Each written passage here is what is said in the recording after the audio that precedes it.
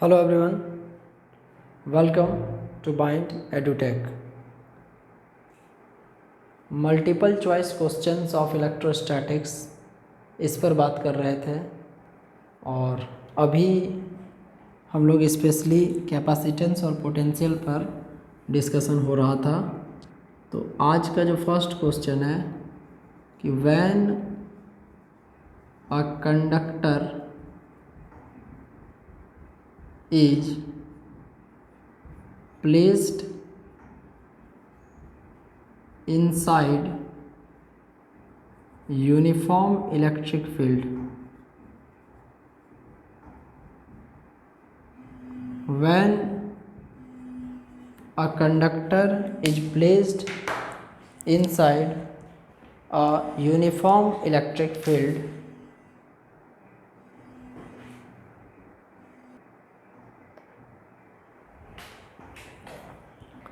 किसी uniform electric field में किसी कंडक्टर को रखा जाए तो इसमें लिखेंगे कि द इलेक्ट्रिक फील्ड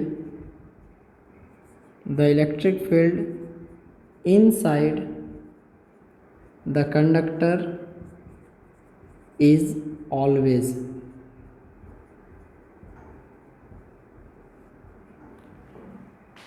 ऑप्शंस लिखते हैं, फिर हम आपको इसका फिगर ड्रॉ करके दिखाएंगे। Positive, negative, third option constant,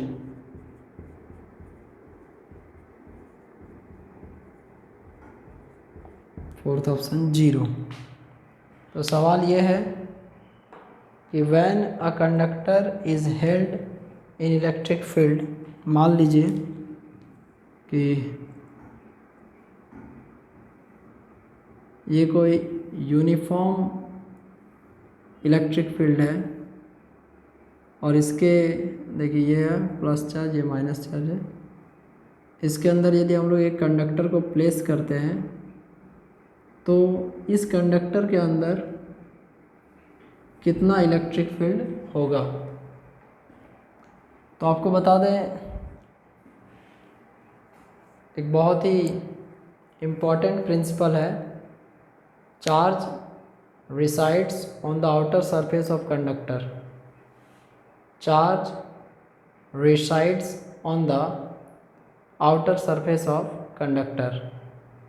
और दूसरा कि जब इस पर पहली बात है कि इसके अंदर कोई चार्ज रिसाइड नहीं करता है तो किसी कंडक्टर के अंदर नेट इलेक्ट्रिक फील्ड हो जाता है जीरो। इसके लिए properties of electric field lines में लिखते हैं electric field inside a conductor is equal to zero. एक प्रॉपर यदि रीजन का बात किया जाए कि ऐसा क्यों होता है, तो पहला रीज़न ये है कि charge always resides on the outer surface of conductor, first option, मतलब पहला ये बात होगा। और जो दूसरा बात है कि चार्ज कंडक्टर के अंदर क्यों नहीं आता है या नेट चार्ज जीरो क्यों हो जाता है, कि जब बाहर से इलेक्ट्रिक फील्ड अप्लाई किया जाता है तो इसके अंदर के जो चार्ज पार्टिकल्स हैं वो खुद को कुछ इस तरीके से अरेंज करते हैं कि उसके फेसेस पर इक्वल और अपोजिट चार्ज अपने आप सेम अमाउंट में सिचुएटेड हो जाते हैं, जिसके कारण जो नेट चार्ज है, actually charge is a scalar quantity, तो चार्ज हो जाता है जीरो। और हम लोग इलेक्ट्रिक फील्ड का फॉर्मूला पढ़े हैं, E is equal to 1/4πε0 Q/r²। If Q is equal to zero, मान लीजिए कि यदि चार्ज का ही वैल्यू हो जाएगा जीरो, तो यहाँ से 1/4πε0 0/r², तो इलेक्ट्रिक फील्ड आ जाएगा E बराबर जीरो। तो यहाँ से इलेक्ट्रिक फील्ड का वैल्यू आ गया जीरो। अब इसके बाद नेक्स्ट क्वेश्चन है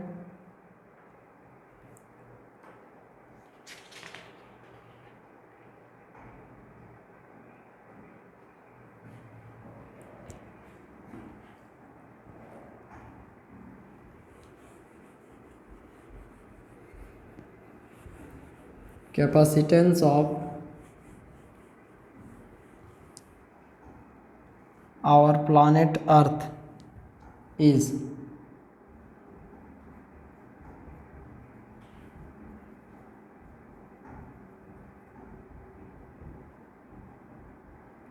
electrical capacitance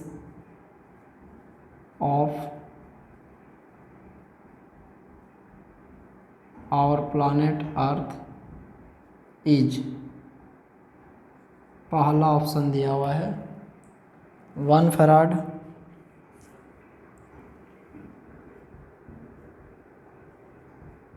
second option 1 micro farad, third option 711 micro farad and fourth option 9 × 10⁹ micro farad. इस पर डिस्कशन करने से पहले आपको बता दें कि यदि अर्थ का आपको कैपेसिटेंस निकालना है तो अर्थ जो है वो एक स्फेयर है, तो एक स्फेयर का इलेक्ट्रिकल कैपेसिटेंस आप लोग को सबसे पहले फाइंड आउट करना पड़ेगा। किसी स्फेयर का इलेक्ट्रिकल कैपेसिटेंस फाइंड करना इजी प्रोसेस है। इसमें हम लोग क्या देखते हैं कि फर्स्ट ऑफ ऑल आप कोई भी एक स्फेयर मान लीजिए जिसका आर्बिट्ररी कोई भी रेडियस आर हो, एंड इस पर यदि पोटेंशियल का बात किया जाए तो पोटेंशियल का इसमें फॉर्मूला आ जाएगा V = 1/4πε0 Q/R। V = 1/4πε0 Q/R। और हम लोग जानते हैं फॉर्मूला होता है Q = CV, तो C = Q/V। Q = CV, तो C = Q/V। तो यहाँ से C = Q एंड ये V का वैल्यू यहाँ से लिख देंगे 1/4πε0 Q/R। कैंसिल हो जाएगा। C =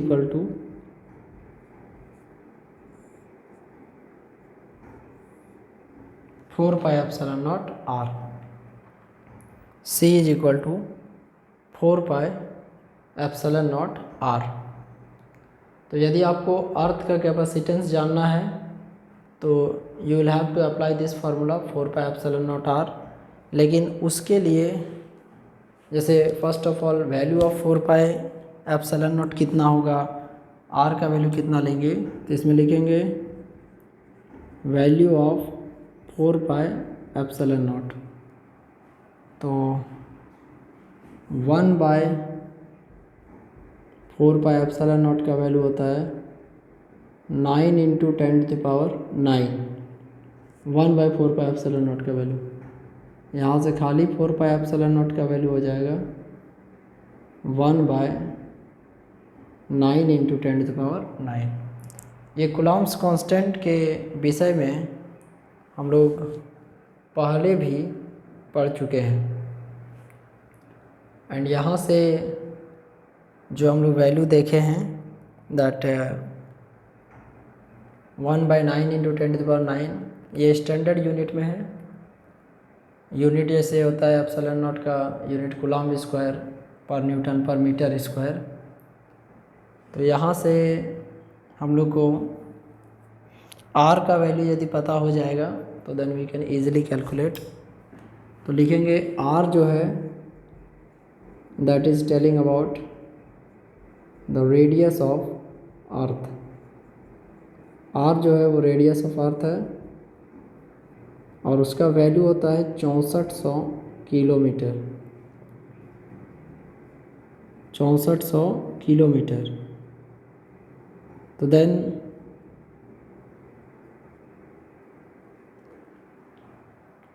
इसके बाद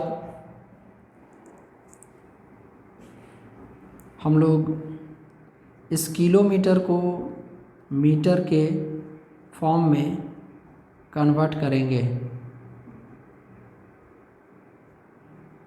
तो इसको किस प्रकार से हम लोग मीटर के फॉर्म में कन्वर्ट कर सकते हैं, तो आर बराबर लिखेंगे 6.4 इंटू 10⁻6 मीटर। किलोमीटर है तो 6400 किलोमीटर है, तो 64 into 10⁻2 kilometre. And then after क्या करना है कि ये 10⁻2 है, किलोमीटर को मीटर में बदलेंगे तो 3 और आ जाएगा, तो 10⁵, एक पॉइंट इधर आ जाएगा 10⁶। इसके बाद c बराबर 4πε0 r। 4πε0 का वैल्यू 1/9 इंटू 10⁹ और r का वैल्यू 6.4 इंटू 10⁶। 6.4 इंटू 10⁶। इसको बस कैंसल आउट करना है और इसका यदि कंप्लीट वैल्यू देखा जाए तो 4πε0 का वैल्यू जब हम लोग बैठा देंगे तो ये तो 1/9 आ जाएगा इंटू 10⁻⁹। अब इसको कंप्लीट सॉल्यूशन करने पर या एक चीज़ और कर सकते हो कि c जो 4πε0 r है, इसमें आप 4 बैठाइए, पाई का वैल्यू 3.14 और ε0 का वैल्यू 8.854 इंटू 10⁻12 इंटू 6.4 इंटू 10⁶। ये कंप्लीट सॉल्यूशन करने पर यू विल हैव 711 माइक्रोफराड, या आप इसको बोल सकते हैं कि 711 इंटू 10⁻6 फराड, ये आंसर आएगा इसको कंप्लीट कैलकुलेशन करने पर। अब इसके बाद जो नेक्स्ट सवाल है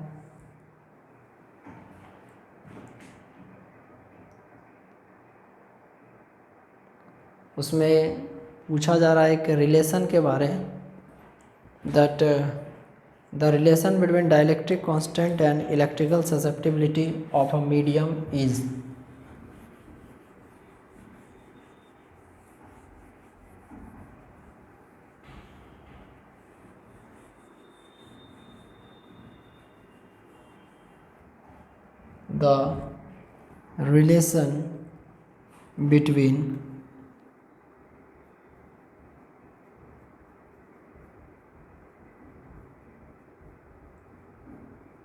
The relation between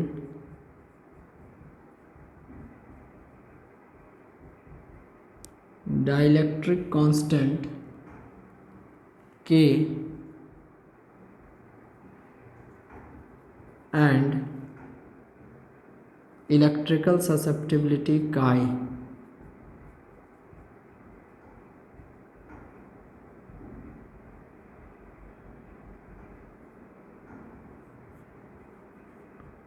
of a medium।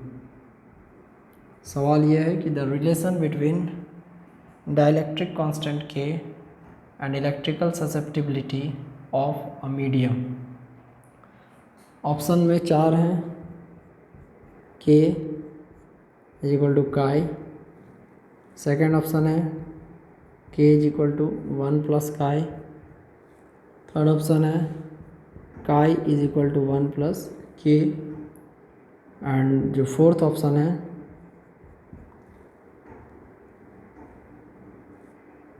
K = 1 + chi square. अब यहाँ से इसका रिलेशन को जानने के लिए रिड्यूस्ड इलेक्ट्रिक फील्ड का जो फॉर्मूला होता है जो कि होता है E is equal to E naught minus E P. E is equal to E naught minus E P, ये फॉर्मूला होता है।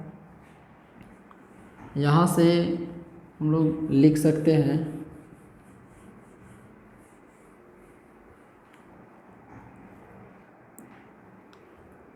ई नॉट बराबर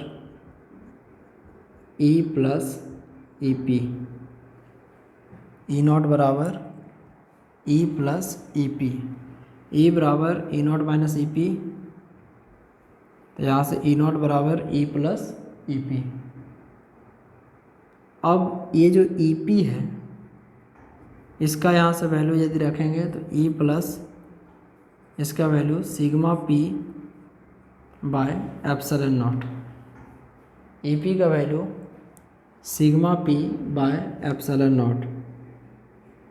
अब यहाँ से ये जो सिग्मा पी है लिखेंगे E naught is equal to E plus इस sigma P is equal to हो जाएगा पी, और वो बराबर होता है chi E epsilon naught E by epsilon naught. ये कहाँ से आया? तो actually sigma P is equal to P, और पी में हम लोग जानते हैं पोलराइजेबिलिटी में P is directly proportional to reduced electric field epsilon naught E. P dipole moment को बताता है, तो P इज इक्वल टू काई ई एप्सिलॉन नॉट ई। इसके बारे इसका जो थियोरेटिकल पोर्शन है उसके विषय में हम लोग इलेक्ट्रोस्टैटिक्स में डील कर चुके हैं, तो देन इस पर भी विशेष चर्चा करना कोई ज़रूरी नहीं है। तो E naught is equal to E plus, देखिए कट जाएगा, काई इंटू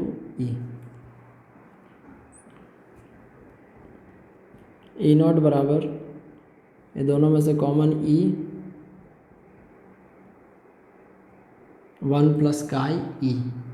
काई ई इलेक्ट्रिकल ससेप्टिबिलिटी को बताता है, काई ई इलेक्ट्रिकल ससेप्टिबिलिटी को बताता है। तो यहाँ से हो जाएगा E naught by E is equal to 1 plus chi E. E naught by E is equal to K dielectric constant 1 plus chi E. K जो है ये आपको बताता है dielectric constant, K dielectric constant को बताता है, और जो काई ई है ये आपको इलेक्ट्रिकल ससेप्टिबिलिटी को बताता है। काई ई इलेक्ट्रिकल ससेप्टिबिलिटी को बताता है, और जो के है वो आपको डाइलेक्ट्रिक कांस्टेंट को बताता है। It means to say that either K और काय, ये दोनों में से किसी भी एक का वैल्यू यदि पता रहेगा तो इस रिलेशन की मदद से, ये ऑप्शन नंबर बी करेक्ट है, इसके मदद से हम लोग इजीली उसके वैल्यू को कैलकुलेट कर सकते हैं। अब इससे आगे बढ़ेंगे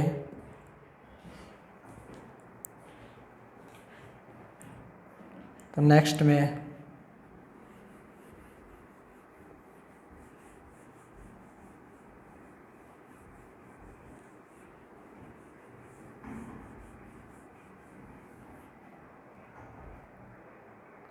when a number of capacitors are connected in parallel, question है when a number of capacitors are connected in parallel are connected in parallel between 2 points.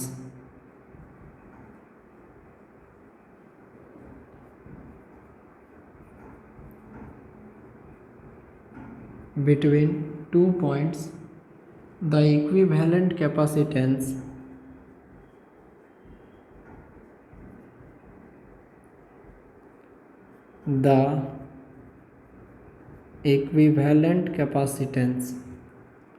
first option increases,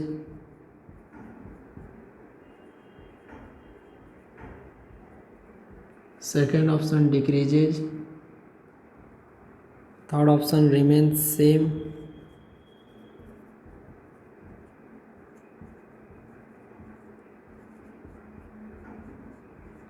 the fourth one is none of these.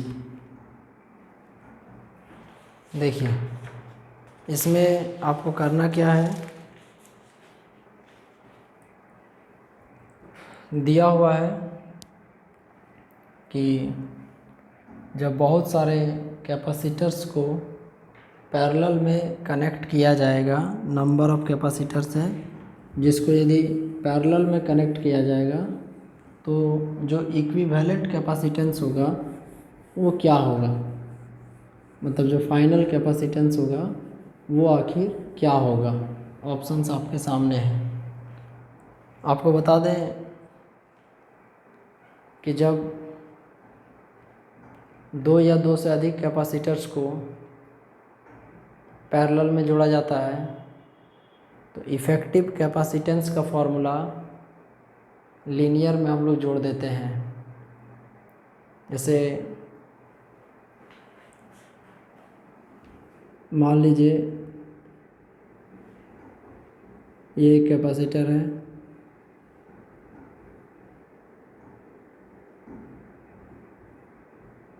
ये 3 capacitor है और तीनों को वैसे थोड़ा सा parallel combination का फ़ोटो ऐसे बनाते हैं।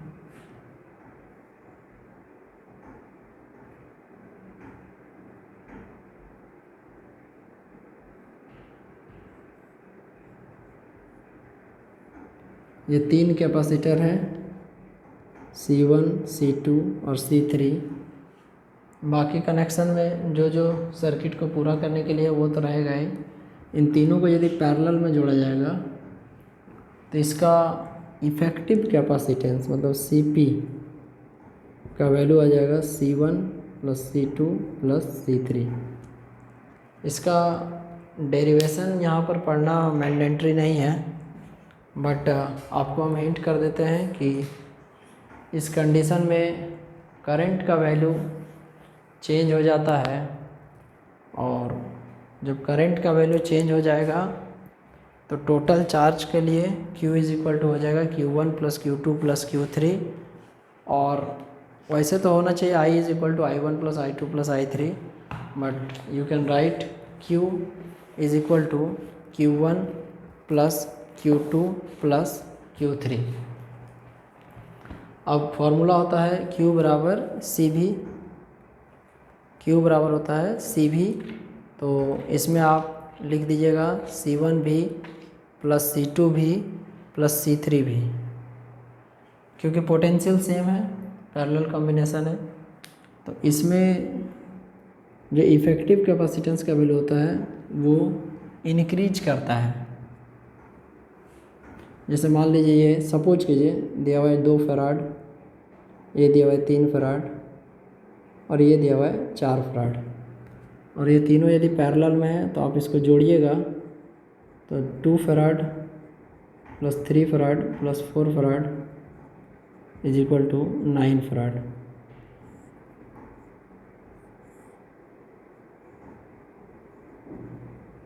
इसमें एक और बात है कि इक्विवेलेंट कैपेसिटेंस जो आता है पैरेलल कॉम्बिनेशन में, वो जो सबसे बड़ा वाला कैपेसिटर होता है उसका जो कैपेसिटेंस होता है उससे भी लार्जर होता है। ध्यान देने वाली बात है कि जो सबसे बड़ा वाला कैपेसिटर होता है उसका जो कैपेसिटेंस होता है उससे भी सबसे ज़्यादा इनलार्ज होता है, सबसे ज़्यादा बड़ा होता है। तो इस तरह के जो प्रश्न हैं, ऐसे क्वेश्चन के लिए आपको मैं भी अभी तो पैरेलल पूछा है, हो सकता है सीरीज पूछ दे तो उसमें आंसर पे चेंज कर जाएगा। सीरीज कॉम्बिनेशन में जो इफ़ेक्टिव कैपेसिटेंस आएगा वो उसके लिए जो सबसे छोटा वाला जो कैपेसिटर आएगा उसका जो सबसे न्यूनतम वैल्यू होगा उससे भी छोटा आएगा। तो अभी इसमें हम लोग भले इंक्रीजेज लिख दे रहे हैं, लेकिन यदि यही क्वेश्चन आपको पूछा जाए कि सीरीज में रहेगा तब क्या होगा, तो सीरीज कॉम्बिनेशन में जो सबसे छोटा होगा उससे भी छोटा आएगा। और ये बात सिर्फ कैपेसिटेंस के लिए ही लागू होता है। फर्दर ऑन आगे जाकर हम लोग जब पढ़ेंगे रेसिस्टर्स के बारे तो फिर चेंज हो जाएगा। इसका अभी जो आंसर पैरेलल में आ रहा है और जो हम लोग थ्योरी अपना सेटअप कर रहे हैं पैरेलल के लिए, वो उसके सीरीज के लिए अप्लाई होगा, और इसके सीरीज के लिए जो हम लोग सोच रहे हैं वो उसके पैरेलल के लिए होगा। वैसे इस क्वेश्चन का आंसर अभी कि when a number of capacitors are connected in parallel between 2 points then equivalent capacitance increases, यहीं पर यदि कह देता कि when a number of capacitors are connected in series then the effective जो कैपेसिटेंस है वो डिक्रीज करेगा, क्योंकि उसमें आपको फार्मूला आ जाएगा 1/C1 + 1/C2 + 1/C3। Same example को सोच लीजिए कि 1/2 + 1/3 और + 1/4, इसको यदि जोड़कर देखा जाएगा तो वैल्यू इन तीनों में सबसे छोटा कौन है? 2, उससे भी छोटा आएगा।